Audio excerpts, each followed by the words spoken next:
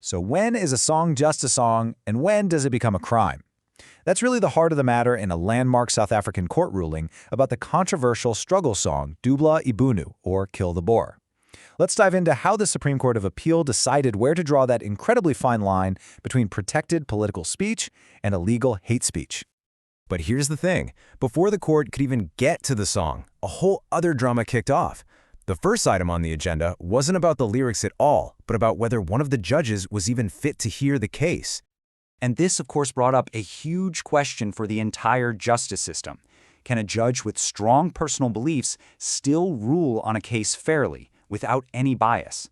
This was the first hurdle they had to clear.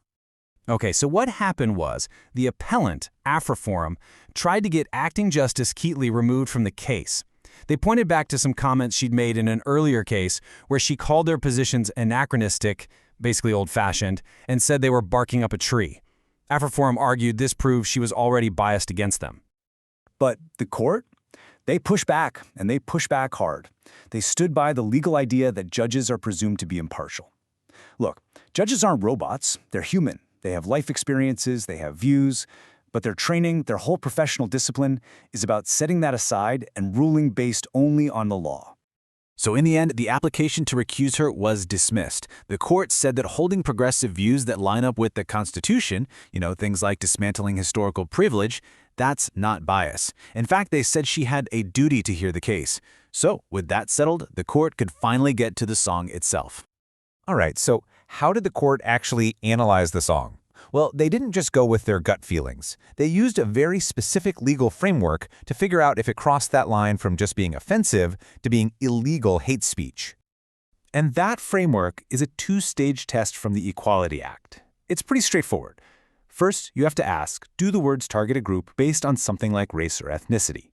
If the answer is yes, and only if it's yes, you move to stage 2. Could the words be reasonably seen as a clear intention to cause harm and promote hatred? You have to tick both boxes. Now, for both stages of that test, the entire case hinged on one single idea. Seriously, this concept was the absolute turning point. It shaped every piece of their reasoning, and ultimately, it decided the whole thing. And that brings us to the core of this whole judgment. Context is everything. The court made it crystal clear that you cannot just pull out a dictionary to define words. To understand what's being said, you have to look at the full picture, the historical, the political, and the social setting. Because words can mean wildly different things depending on who is saying them, where they're saying them, and why. So, let's apply that to stage 1. The court looked at the word ibhunu. AfriForum argued it obviously means white Afrikaners, but the court disagreed.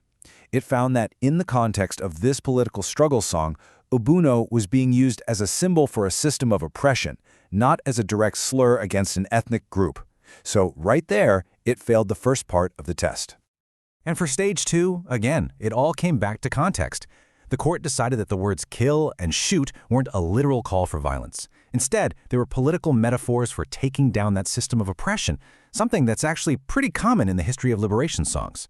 The song was seen as a provocative tool for a political party campaigning for radical change, not a direct order to incite violence. You see, this ruling wasn't just about one song. It has some really big implications for the whole political scene in South Africa, especially when it comes to how political parties can campaign and what they're allowed to say. The judgment leaned heavily on Section 19 of the Constitution. Now, this section is all about protecting the rights of political parties to campaign for their cause. And the court basically said that singing this song in this setting was a form of political campaigning for the EFF's core mission of radical economic transformation. And this really gets to the heart of what free speech means in a democracy. The court basically reminded everyone that a healthy democracy has to tolerate views that might be disturbing or shocking or even deeply offensive to some people. They argued that banning the song would unfairly clamp down on the EFF's right to express its political message. And so, the final outcome was decisive. AfriForum's appeal was dismissed. The Supreme Court of Appeal agreed with the earlier ruling. The song is not hate speech. And in a final legal sting, AfriForum was ordered to pay the EFF's legal costs. This whole case leaves us with something pretty profound to think about, something the court itself called the burden of freedom, especially in a country that's still dealing with its past. The court really brought it all back to the preamble of the Constitution. The whole judgment is this incredible balancing act between the duty to heal the divisions of the past and the absolute need to protect an open society where all voices, even the ones that make us uncomfortable, can be heard.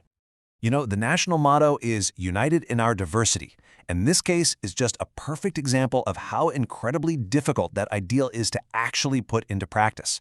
It forces the courts to weigh historical pain against the fundamental protection of democratic freedoms.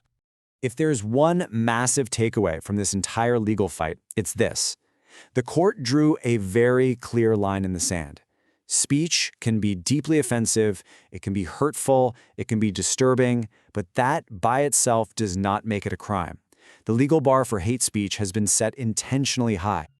So while this case gives us one answer, it leaves all of us with the question that every democracy has to keep asking itself, in the search for justice and unity, where exactly do we draw that line between what is offensive and what is illegal?